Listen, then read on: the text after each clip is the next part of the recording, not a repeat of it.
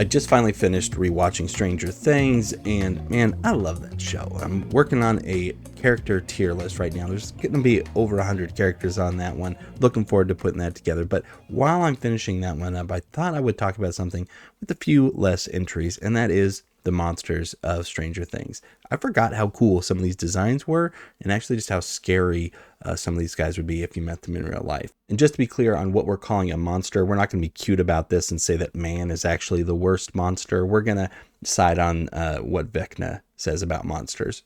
Now, I know that on my Lord of the Rings tier list, talking about monsters, I was kind of a coward and put everything up there in S tier. And I don't plan on doing that today. But again, just like with that one, I am going to be honest with where I actually think these things would land. So let's just go ahead and see how it all works out. We're pretty much going to be tackling these in the order that they appear in the show. So we're going to start off with the Demogorgon as it shows up in season 1. Obviously, the Demogorgon is going to be in S tier. It's terrifying. It's got huge claws. It's got that giant, scary mouth. People are walking around describing it as like a person with no face for the whole first season. Also, it's definitely one of the most iconic monster designs in probably like the last 30 years. We're lucky we haven't had to deal with like more than one of these things at a time. So that's the final version of the Demogorgon. What about the earlier stages in its development, right? So we'll start off with what Will hacks up at the end of the first season, and that is going to be like that larva, that's kind of slug thing, right? Now, we've all been sick, right? I'm kind of fighting a cold right now even. And when you're sick, you're coughing stuff up. If you cough something up on the table, and if that thing started moving, that's going to be pretty terrifying. I'm not going to put it up in S tier because, I think I could squash it with a book if I needed to, but I think B tier, I might be kind of generous with how brave I'm being, but I'm going to do it. I'm going to put B tier for that one. Next up is the Pollywog, kind of like the larva stage on this. This guy's just eating nougat, right? So I'm not really worried about him when it comes to that. He's got a really tiny mouth.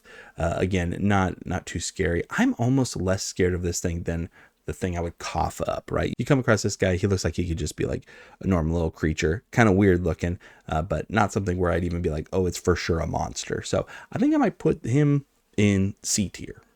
Once he pops those back 2 legs out, he does get a little quicker, which does make him a little more unpredictable. But again, he's not overly aggressive. At this point, he's running away, still pretty much just eating that nougat. I think I'll put him in the C tier also. Now, according to the Stranger Things wiki, we've made our way up to the Catogorgon. It's bigger than the frog, but it's not quite the dog. So with this one, I mean, it is scary, right? It kills a cat. It's eating it. But Dustin is still able to kind of deal with it himself. For this one, I'm still just going to stay in that B tier.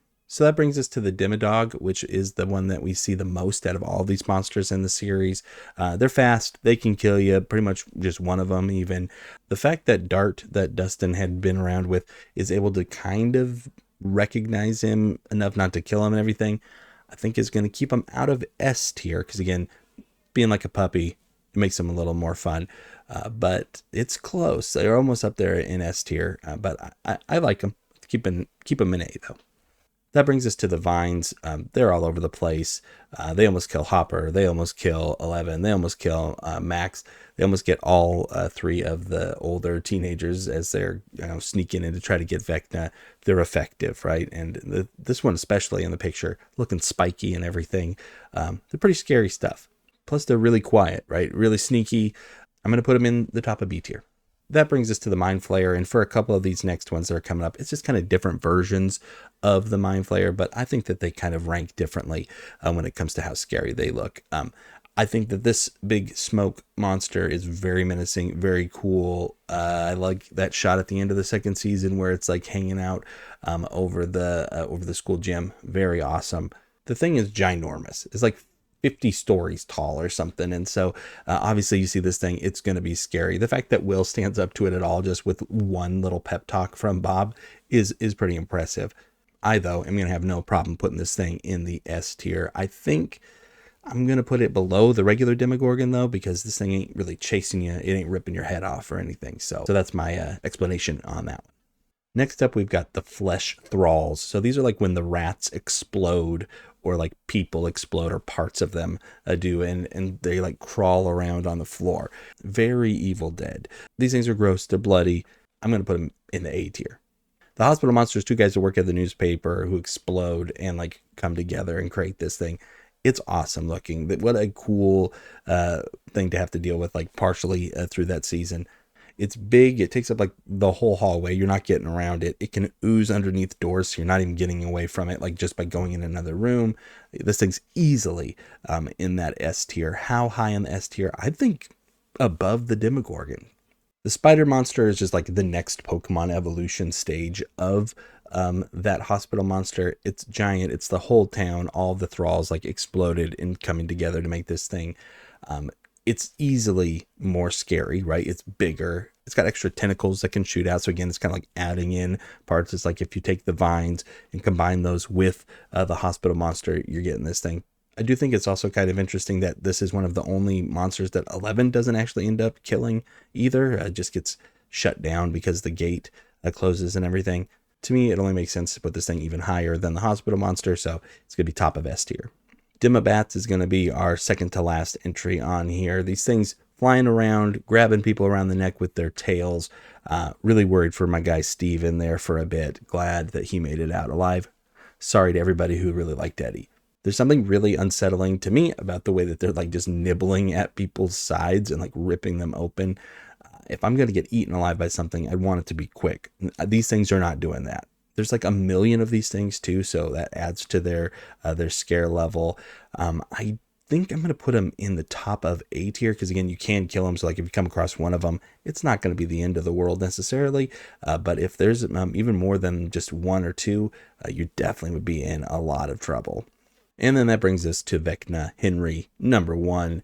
I think that when you make somebody a character, it's always just a little less scary than just a full-on monster, right? Because especially if it's somebody who's talking, they run the risk of doing something, saying something in a certain way where maybe you just don't take them as seriously. There's a couple times that he howls in pain where I'm just like, I don't know, that's a little bit goofy, which just knock it down maybe just a little bit. I think he's a great villain for sure. I love his motivation. I think he adds a lot to the story. It was a good way for them to go when it comes to all that stuff. But when it comes to just being a scary monster, I think he's a couple steps down from the top of that. So the real question is, does he get to stay at the bottom of S tier or top of A tier? I think we'll keep him in S tier mostly just because of the amount of fear that he brings to everybody, right? The fact that he's really just freaking everybody out. And that is going to be the Stranger Things monster tier list. I am working on that character tier list. So if you do want to check out that tier list, make sure to subscribe to the channel to get the notifications when it comes out next week. Should be a pretty fun list. It's going to be ranking people by how fun I think they would be to work with if we both had summer jobs at Scoops Ahoy. Thanks so much for checking out this video. Make sure to let me know which monster you think is the scariest down below. I look forward to seeing you in our next video. Until then, you take care. Bye.